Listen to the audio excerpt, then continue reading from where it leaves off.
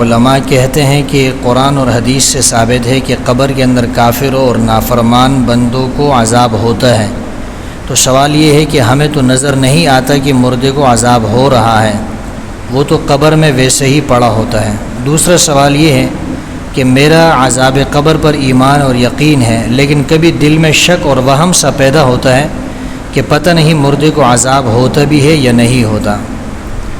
دیکھیے، جہاں تک پہلا سوال ہے کہ مردے کو قبر میں عذاب ہوتا ہے، ہمیں تو نہیں پتہ چلتا، تو اس سے بظاہر لوگ یہ سمجھتے ہیں کہ شاید مردے کو عذاب ہوتا ہی نہیں ہے۔ ایسی بات نہیں، عذاب ہوتا ہے۔ آپ اس کو یوں سمجھ لیں کہ آپ کے قریب میں کوئی شخص سو رہا ہے، ٹھیک ہے، اور وہ نیند کے اندر سونے کی حالت میں کبھی تو حج پہ جا رہا ہے، کبھی عمرے پہ جا رہا ہے، کبھی امریکہ جا رہا ہے، کبھی کوئی اس کے ساتھ لڑ رہا ہے، کبھی نیند کے اندر وہ کسی سے لڑ رہا ہے، کسی سے خرید و فروخت کر رہا ہے۔ آپ قریب میں بیٹھے ہوتے ہیں، آپ اس کو دیکھ رہے ہوتے ہیں، لیکن آپ کو اس کے آنے جانے کا، خرید و فروخت کا، معاملات کا، لڑائی جھگڑے کا، خواب کے اندر گھبرا جانے کا، خوشی کا آپ کو جو ہے پتہ نہیں چلتا۔ لیکن جب انسان خواب سے جیسے ہی بیدار ہوتا ہے، نیند سے بیدار ہوتا ہے، وہ کہتا ہے کہ بھئی میں خواب دیکھ رہا تھا، میں سعودیہ گیا تھا، میں حج پہ گیا تھا، میں گاؤں چلا گیا تھا، میرے ساتھ کوئی لڑائی کر رہا تھا۔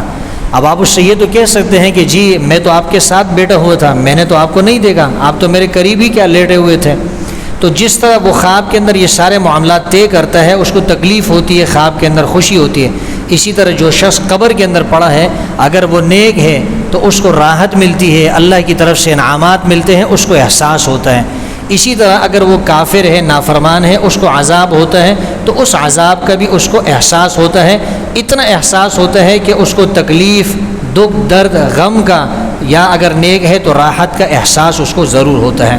باقی یہ بات کہ عذاب قبر پر میرے ایمان اور یقین تو ہے، لیکن دل میں شک اور وہم پیدا ہوتا ہے کہ پتہ نہیں مردے کو عذاب ہوتا بھی ہے یا نہیں۔ دیکھو، یقین کی تین قسمیں ہیں، ایک علم الیقین ہے، ایک عین الیقین ہے، ایک حق الیقین ہے۔ مثال کے طور پہ ایک آدمی ہے، اس نے آگ کبھی نہیں دیکھی ہے، آپ نے اس کو کہا کہ وہ آگ جو ہے وہ انسان کو جلاتی ہے، آگ جلانے والی چیز ہے۔ اب اس کے علم میں ایک بات آ گئی کہ یار آگ جو ہے وہ جلانے والی چیز ہے، لیکن اس نے اپنی آنکھوں سے نہیں دیکھا۔ پھر اس نے تھوڑی دیر کے بعد کسی کو اپنی آنکھوں سے دیکھ لیا کہ وہ آگ کے اندر جل رہا ہے۔ تو پہلے آپ کے پاس جو یقین آیا تھا وہ علم الیقین تھا، اور اب آپ نے جب کسی کو جلتا ہوا دیکھ لیا تو یہ آپ کو عین الیقین حاصل ہو گیا۔ اور اگر خدا نہ خواستہ آپ خود آگ کے اندر جل جائے، آپ کا ہاتھ جل جائے، بلکہ انسان آپ میں سے تقریباً ہر کسی کو تھوڑی بہت آگ کی تپش تو لگی ہوگی، انسان جب خود آگ کے اندر جلتا ہے تو پھر انسان کو جو یقین ہوتا ہے بہت زیادہ پختہ یقین حاصل ہوتا ہے، اس کو پھر حق الیقین کہتے ہیں۔ تو قرآن کریم میں بھی اس کا ذکر ہے کہ حضرت عزیر علیہ السلام جو تھے نا، وہ ایک بستی کے پاس سے گزرے اور اس بستی کو اللہ نے بالکل ختم کر دیا تھا، وہاں کنڈرات تھے، کوئی بھی موجود نہیں تھا۔ تو عزیر علیہ السلام نے یہ سوال کیا، اللہ سے پوچھا کہ کیسے جو ہے یہ لوگ زندہ ہوں گے۔ اللہ تعالیٰ نے ان پر موت طاری کی، موت ان پہ مسلط کی۔ 100 سال تک اللہ فرماتے ہیں کہ ہم نے اس کو موت دی۔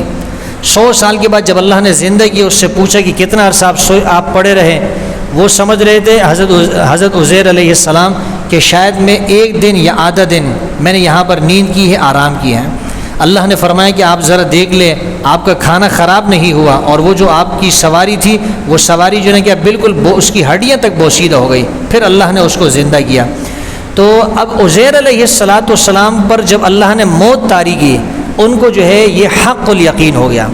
ہمیں تو یہ پتہ ہے کہ انسان پر موت آتی ہے، لیکن یہ ہمارا یہ جو علم ہے یہ علم الیقین ہے، اور لوگوں کو ہم نے مرتے ہوئے بھی دیکھا ہے، یہ ہے عین الیقین۔ اور خود ہم پر موت آ جائے تو یہ ہوگا حق الیقین۔ تو یقین کے کئی درجے ہیں۔ اگر آپ کا عذاب قبر پہ اور اللہ کی کتاب پہ یقین بھی ہے، ایمان بھی ہے، تو یہ دل میں جو شک اور شبہ پیدا ہوتا ہے اس سے کوئی فرق نہیں پڑتا، یہ آپ کو حق الیقین حاصل نہیں ہوا، عین الیقین حاصل نہیں، اس لیے دل میں وہم پیدا ہوتا ہے۔ باقی علم الیقین ہے اور اس پر آپ کا ایمان اور یقین بھی ہے۔